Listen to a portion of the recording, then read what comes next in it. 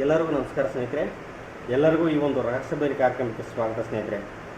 ನಾನಿವತ್ತು ಈ ಒಂದು ರಹಸ್ಯ ಬೇಲಿ ಕಾರ್ಯಕ್ರಮದಲ್ಲಿ ಮತ್ತೊಂದು ರಹಸ್ಯದ ಬಗ್ಗೆ ತಿಳಿಸ್ತಾ ಹೋಗ್ತೀನಿ ಸ್ನೇಹಿತರೆ. ಈ ವೈಜ್ಞಾನಿಕ ಮತ್ತು ವೈಚಾರಿಕ ಮನೋಭಾವನೆ ಅಂದರೆ ಏನು ಅಂತಕ್ಕಂಥದ್ದು ನಾನು ನಿಮಗೆ ತಿಳಿಸ್ತಾ ಹೋಗ್ತೀನಿ ಸ್ನೇಹಿತರೆ.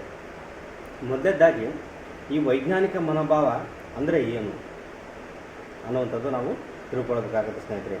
ವೈಜ್ಞಾನಿಕ ಮನೋಭಾವ ಅಂತಂದರೆ ಪ್ರತಿಯೊಂದನ್ನು ಪ್ರಶ್ನಿಸ್ತಕ್ಕಂಥದ್ದು, ವಿಮರ್ಶೆ ಮಾಡ್ತಕ್ಕಂಥದ್ದು ಮತ್ತು ಸಂಶೋಧನೆ ಮಾಡುವಂತಹ ಮನಸ್ಥಿತಿಯನ್ನು ನಾವು ವೈಜ್ಞಾನಿಕ ಮನೋಭಾವ ಅಂತ ನಾವು ಹೇಳ್ತಾ ಹೋಗ್ತೀವಿ ಸ್ನೇಹಿತರೆ. ಉದಾಹರಣೆಯಾಗಿ ಇಲ್ಲಿ ಒಬ್ಬ ಸ್ವಾಮಿ ಏನೋ ಪವಾಡ ಮಾಡ್ತಾ ಇರ್ತಾನೆ, ಯಾವುದೋ ಒಂದು ಕೈಚಾಳಗ ಮಾಡ್ತಾ ಇರ್ತಾನೆ, ಅದು ನಾವು ನೋಡ್ತಾ ಇರ್ತೀವಿ.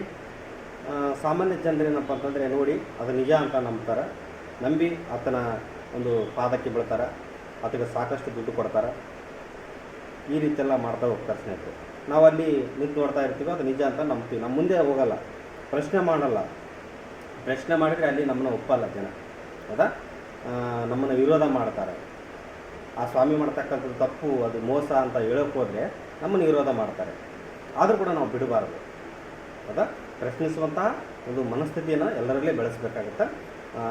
ಪವಾಡ ಮಾಡಿದಂಥ ಸಂದರ್ಭದಲ್ಲಿ ಅದು ಯಾವ ರೀತಿ ಆಯಿತು ಪವಾಡ, ಅದು ನಿಜವಾಗ್ಲೂ ಪವಾಡನ, ನಿಜವಾಗ್ಲೂ ಆ ವಸ್ತುವನ್ನು ಮಾಯ ಮಾಡ್ದ, ನಿಜವಾಗ್ಲೂ ಸೃಷ್ಟಿ ಮಾಡ್ದ, ಅದು ಸತ್ಯನ ಅಥವಾ ಅದರಿಂದ ಏನಾದರೂ ಒಂದು ಟ್ರಿಕ್ಸ್ ಇದೆಯಾ, ಏನಾದರೂ ರಹಸ್ಯ ಇದೆಯಾ ಅಂತಕ್ಕಂಥದ್ದು ಪ್ರಶ್ನೆ ಮಾಡುವಂತಹ, ಈ ರೀತಿ ಪ್ರಶ್ನಿಸುವಂತಹ, ವಿಮರ್ಶೆ ಮಾಡುವಂತಹ, ಸಂಶೋಧಿಸುವಂತಹ ಮನಸ್ಥಿತಿಯನ್ನು ನಾವು ಈ ಒಂದು ವೈಜ್ಞಾನಿಕ ಮನೋಭಾವ ಅಥವಾ ವೈಜ್ಞಾನಿಕ ಮನಸ್ಥಿತಿ ಅಂತ ಹೇಳ್ತಾ ಹೋಗ್ತೀವಿ ಸ್ನೇಹಿತರೆ. ಈ ವೈಜ್ಞಾನಿಕ ಮನಸ್ಥಿತಿ, ವೈಜ್ಞಾನಿಕ ಮನೋಭಾವವನ್ನು ಎಲ್ಲರಲ್ಲಿ ಬೆಳೆಸಬೇಕು.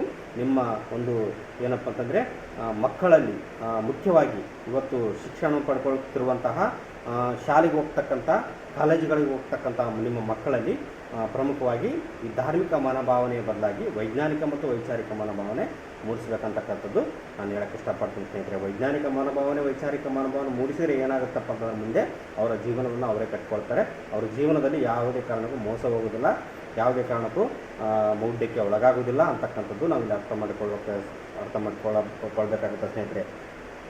ನಂತರದಲ್ಲಿ ವೈಚಾರಿಕ ಮನೋಭಾವನೆ ಅಂದರೆ ಏನು?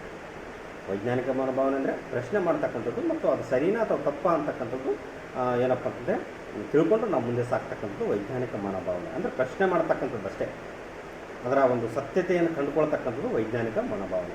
ವೈಚಾರಿಕ ಮನೋಭಾವನೆ ಅಂತಂದರೆ ಏನು? ಅದು ನಿಜನ ಸುಳ್ಳ, ಅದು ಹೇಗೆ ಬಂತು, ಅದು ಎಲ್ಲಿಂದ ಬಂತು, ಇದು ಆಗೋಕ್ಕೆ ಸಾಧ್ಯನಾ, ನಿಜವಾದ ವಸ್ತುಗಳನ್ನು ಸೃಷ್ಟಿ ಮಾಡೋಕ್ಕೆ ಸಾಧ್ಯನಾ, ಸೊ ಅದರಿಂದ ಏನಾದರೂ ಒಂದು ಇದು ಇರ್ಬೋದಾ, ಈ ಟ್ರಿಕ್ಸ್ ಇರ್ಬೋದಾ, ಆ ಟ್ರಿಕ್ಸ್ ಇರ್ಬೋದಾ, ಇದು ಇಲ್ಲಿ ಇಟ್ಕೊಂಡಿರ್ಬೋದಾ, ಅಲ್ಲಿ ಇಟ್ಕೊಂಡಿರ್ಬೋದಾ, ಈ ರೀತಿ ಆಲೋಚನೆಗಳು ಏನಿದಾವಲ್ಲ ಇದನ್ನು ವೈಚಾರಿಕ ಮನೋಭಾವನೆ ಅಂತ ನಾವು ಹೇಳ್ತಾ ಹೋಗ್ತೀವಿ. ಅಂದರೆ ಆಲೋಚನೆ ಮಾಡ್ತಕ್ಕಂಥದ್ದು, ಅಲ್ಲಿಗೆ ನಿಲ್ಲಬಾರ್ದು. ಸ್ವಾಮಿ ಪವಾಡ ಮಾಡಿದ, ಅದು ನಿಜ ಅಂತ ನಾವು ಒಪ್ಕೊಂಡು ನಾವು ಮನೆಗೆ ಹೋಗಬಾರ್ದು. ಅಲ್ಲಿ ವಿಚಾರ ಮಾಡಬೇಕಲ್ಲಿ, ಅಯ್ಯೋ ಹೇಗಾಗ್ತಿದ್ದು, ಇದರಿಂದ ಏನಾದರೂ ಇರಬೇಕಲ್ಲ, ಇದರಿಂದ ಏನಾದರೂ ರಹಸ್ಯ ಇರಬೇಕಲ್ಲ, ಇದು ಹೇಗೆ ಸಾಧ್ಯ? ಈ ರೀತಿ ಆಲೋಚನೆಗಳನ್ನು ಮಾಡುವಂತಹ ಒಂದು ಕ್ರಿಯೆಗೆ ನಾವೇನಪ್ಪ ಅಂತಂದರೆ ವೈಚಾರಿಕ ಮನಸ್ಥಿತಿ ಅಂತಕ್ಕಂಥದ್ದು ನಾವು ಹೇಳ್ತಾ ಹೋಗ್ತೇವೆ ಸ್ನೇಹಿತರೆ. ಈ ವೈಜ್ಞಾನಿಕ ಮತ್ತು ವೈಚಾರಿಕ ಮನೋಭಾವನೆ ಎಲ್ಲರಲ್ಲಿ ನಾವು ಬೆಳೆಸೋಣ. ನಮ್ಮ ಸಮಾಜದಲ್ಲಿ ವೈಜ್ಞಾನಿಕ ವೈಚಾರಿಕ ಮನೋಭಾವನೆಯ ಕೊರತೆ ಇದೆ. ಸೊ ಎಲ್ಲರಲ್ಲಿ ಏನಪ್ಪ ಅಂತಂದರೆ ಈ ಸಮಾಜದಲ್ಲಿ ಎಲ್ಲರೂ ವೈಜ್ಞಾನಿಕ ಮತ್ತು ವೈಚಾರಿಕವಾಗಿ ಚಿಂತಿಸಬೇಕಾಗ್ತಕ್ಕಂಥ ಮಾತನ್ನು ಹೇಳ್ತಾ ಈ ಒಂದು ರಹಸ್ಯ ಬೇರೆ ಕಾರ್ಯಕ್ರಮವನ್ನು ಮುಗಿಸ್ತಾ ಇದ್ದರೆ ಎಲ್ಲರಿಗೂ ನಮಸ್ಕಾರ.